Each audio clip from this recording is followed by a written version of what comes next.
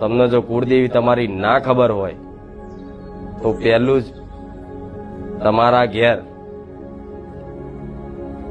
કોઈ તમારી ઘરની કુવાસી હોય, નાની દીકરી, નાની બાળ હોય, એના હાથેથી દીવો પ્રગટાવી અને ફૂલથી વધામણા કરી, કંકુ ચોખાથી વધામણા કરી અને કુળદેવીનું આગમન કરો.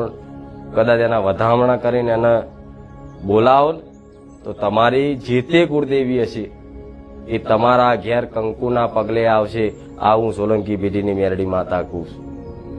ભલે તમે નહીં જાણતા કે મારી કુળદેવી કોણ છે, એનું નામ નહીં ખબર, એનું સ્વરૂપ નહીં ખબર, પણ છતાંય તમારી કુળદેવી તો જાણતી જ હશે ને કે આ મારી વસ્તી છે.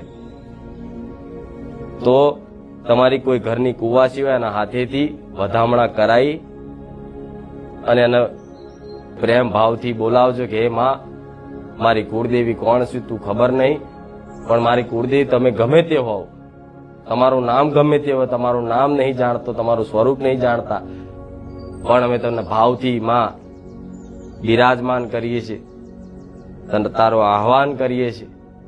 માં તું અમારા ઘેર બિરાજમાન થજે. તો તમારી કુળની માતા દુનિયાના છેડામાં છે, પણ ખાલી એની વસ્તીના પોકારથી કંકુના પગલે તમારા ઘેર આવી જશે, તમારા દીવામાં આવી જશે. આવું સોલંકી પેઢીની માતા બોલું છું.